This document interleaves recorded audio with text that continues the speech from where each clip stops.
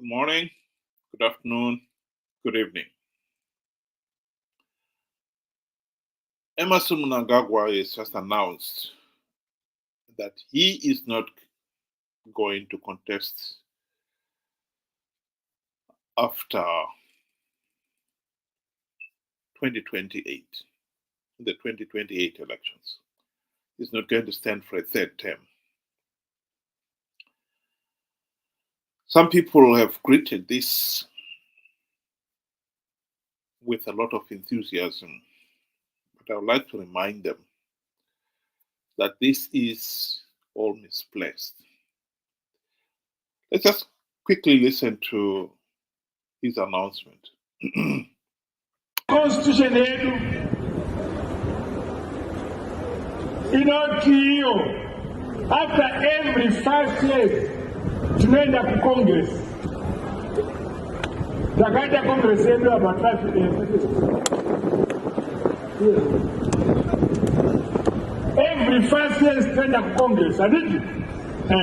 Tunaenda Congress ikoko to serve the president wetu. President Fragara, Machema will 5 years, 5 years. In the later 5 years, Octana, Gapera, China Congress, Mugani Zorena. So now, my last 5 years, Gapera Manjimanji, Duenda Kudo Zorora. Duenda Congress, Mosaka Umi, and Westuna Mira Spirit, Ratsoka Zam, Maziwa. Mazuango Zorara Pedro.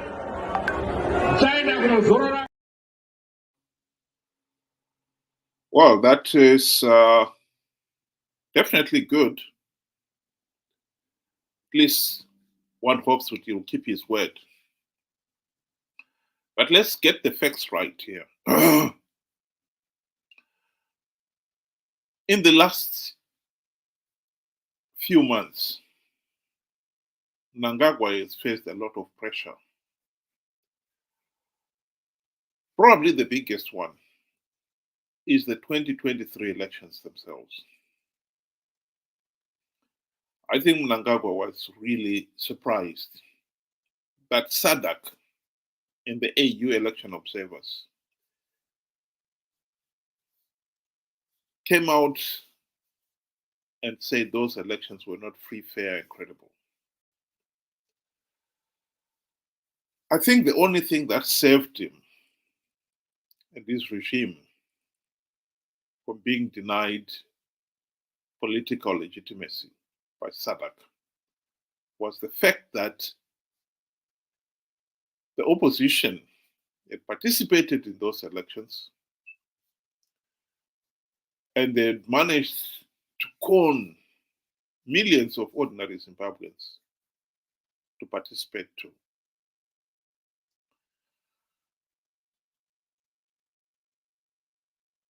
But nonetheless, SADC's decision to accept the damning report left him in a rather awkward situation. I think one of the contributing factors, of course, why SADC did not take any further steps was that ANC in South Africa had always backed Zanu PF. In fact, in their 2023 party congress, ANC had come out strongly and said they were going to, they were not going to allow regime change in Zimbabwe. I think that was a coded message of Zanu PF can rig the elections and will still go ahead and endorse them. And indeed, that is exactly what the ANC did. Because while the SADC election observer team condemned the election process as flawed, President Ramaphosa and his ANC colleagues were the one SADC country that came out in full force to support the result. At Mnangagwa's inauguration, there were 3 presidents, President Ramaphosa and his team, were one of the three. But the election results of last May, 29th of May, last month, in which ANC lost its majority for the first time in 30 years, has changed the political situation in SADC. Zanu PF knew from there on that they could never count on ANC backing them up.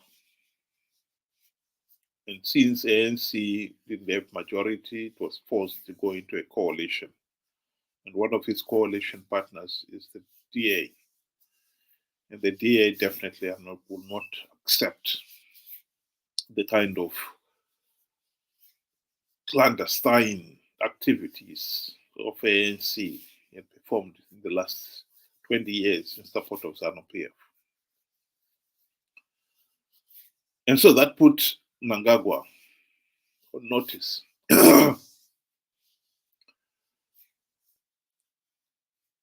And the fact that SADC refused to publicly endorse his election has left him in a very awkward position. Strictly speaking, he is illegitimate. And so he found himself in a situation where rigging the coming election 2028 was going to be tough enough. Getting away with it was even tougher.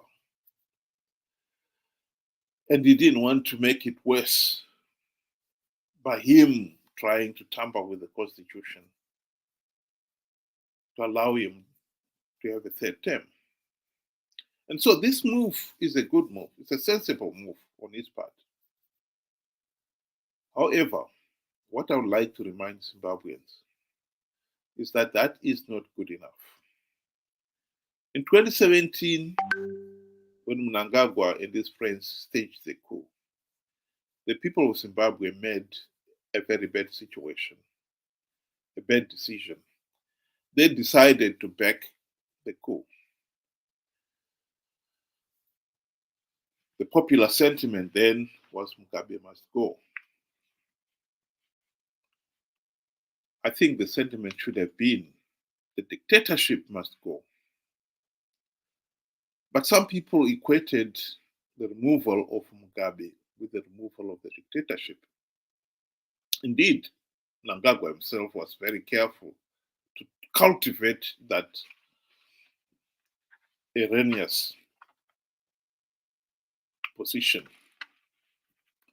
He promised to stamp out corruption. And most important of all, he promised to hold free, fair, and credible elections. He did not keep neither of those promises. And so we have found ourselves in a situation where we are once again stuck with a dictator who is rigging elections to extend his stay in power. The blatant rigging of last year's elections should be a reminder to everyone that it is not the dictator we should focus on, it's the dictatorship.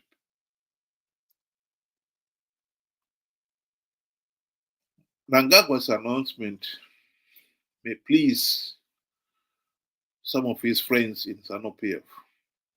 We should make it abundantly clear that it does not please the people of Zimbabwe.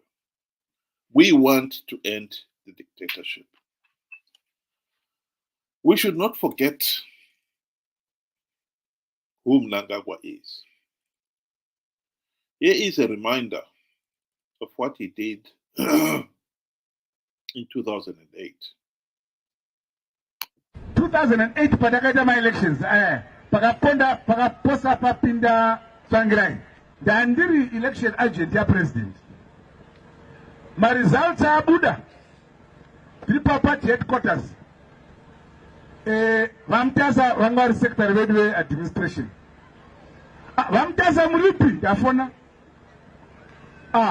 ndiri kwarusapi koma kuenda kwarusapi seka maresults achibuda kudai vanga aiwa zvako izvo Mnangagwa ndezvako endaenda kumusha ofisi vanga vabisa zvinhu zvavo zvose watofunga kuti zani yadini yaparara president ofona zvakamira sei kati ndomamira zvakaita takatodini katida sei manje mama ndikati abvudzai baba nditaure navo baba gadzirai politburo cabinet musarangarira zvimwe zvinhu gadzirai chi cabinet asi nangoda kuti muzive kuti 2008 maresults abuda vamutasa vakatiza. As a country we face a generational transition. Vana vesa vari kuma below 35, they are crying out for help. The country is in a mess. Arusuru, we know we are inheriting a mess. We know this country has been left with nothing. I'm assuring you that starting from tomorrow, you'll see a different nation from what you have seen or read on the news about these results and everything.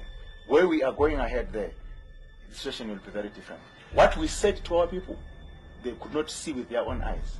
We are going to act as we see it fit. We are prepared to go the whole distance.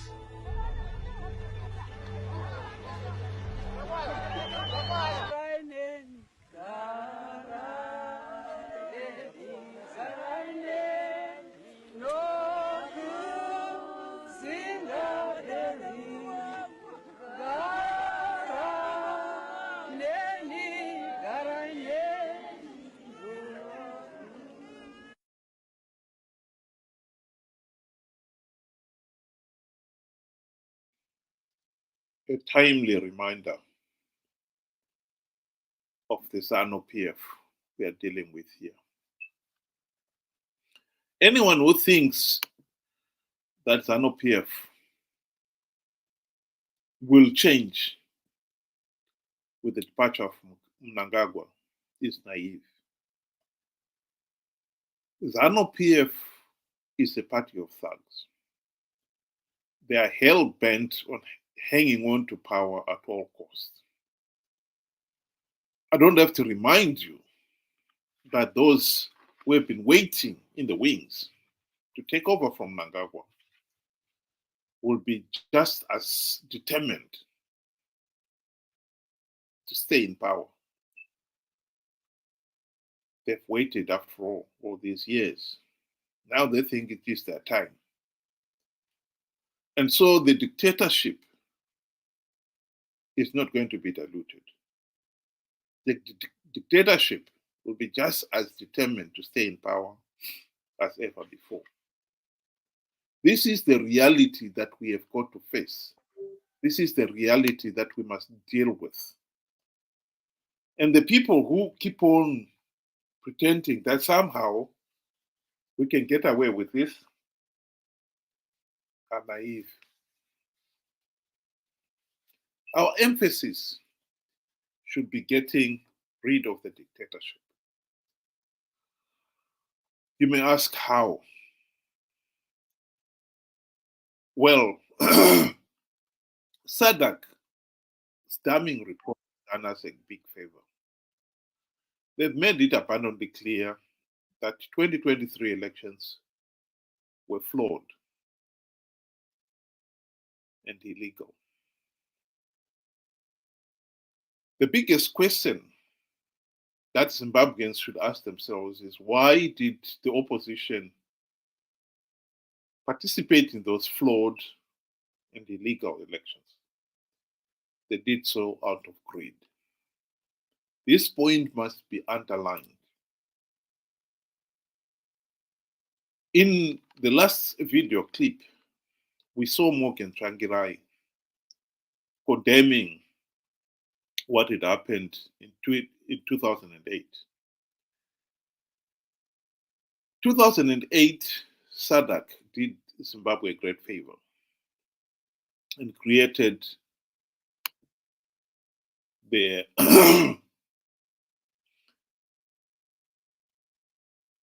the global political agreement in which Zanu PF was forced to go into a GNU. When Morgan Tsvangirai and friends were in the GNU, they failed to implement even one token reform in 5 years. Why? Mugabe bribed them.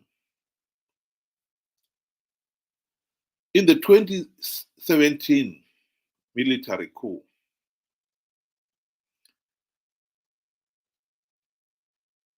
Mnangagwa and company told Morgan Tsvangirai that they were interested in forming a GNU. Morgan Tsvangirai at the time was in South Africa. He left his hospital bed in a huff, convinced that he was going to be part of a GNU, and he supported the military coup. He got his supporters to back the military coup. By the time Mnangagwa was sworn in, Zanu PF were now confident that nothing was going to happen to them for having staged the coup. And so they told Morgan Tsvangirai and company that this was an internal matter, nothing to do with the opposition. There will be no GNU. And that was that. The people had taken their eyes off the ball. The ball should have been the military coup has replaced the dictator, but that's not good enough. We want the dictatorship itself to go. And I think this is what we should be focusing on now. Yes, Mnangagwa has promised that he will not contest the 2028 elections. But I can tell you now, Zanu PF is not going to implement any token reform. And to make sure that the opposition participate in the 2028 elections without any reforms, they will offer them the usual bribe. And the opposition will participate in the 2028 elections. What I'm warning Zimbabweans now is that they should not be conned by Chamisa and company into participating in the 2028 elections on the basis of such idiotic lies like he gave in 2023, that he had plugged all the vote-tricking loopholes. Like the same idiotic promise that he gave in 2018, when he said that MDC Alliance had implemented stringent measures to stop Zanu PF rigging the elections. The truth of the matter is, Nelson Chamisa and company have given up on reforms. They've given up on making sure that there are free, fair, and credible elections in Zimbabwe. What they're fighting for is participating in these elections for a share of the spoils of power.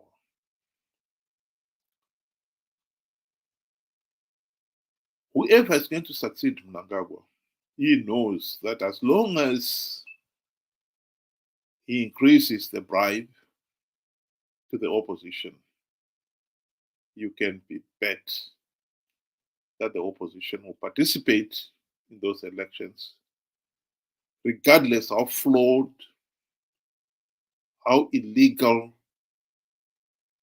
the process happens to be. The people themselves did not get anything from participating in 2023, no 2018, no 2013. They were conned into participating, being promised that the opposition would win. anyone who believes that Zanu PF can lose elections in which they've got carte blanche powers to rig the process is naive. And I think we should stop this foolishness. After 44 years of rigged elections, we really must put a full stop to rigged elections.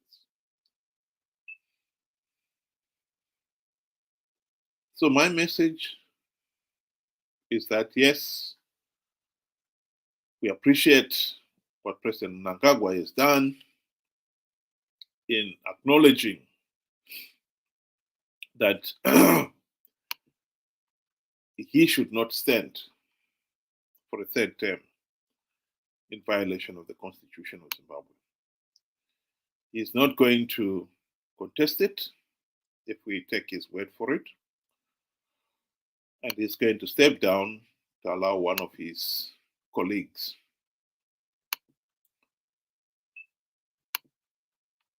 to be elected as the Zanu PF candidate for the 2028 elections. What I'm saying to you is that is not good enough. We do not want to just replace one dictator with another. What we want is to end the Zanu PF dictatorship. What we want from Zanu PF is an undertaking which they must put into practice and not just say it, to ensure that elections are free, fair, and credible. And if they're not, the people of Zimbabwe themselves must make it abundantly clear that they are not going to participate in those elections. I urge those Chamisa Chete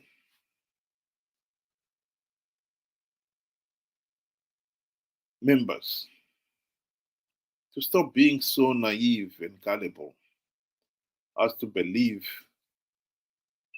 again the lie that Chamisa can somehow win rigged elections. We do not want to perpetuate this case of rigged elections and bad governance. We've had this for 44 years.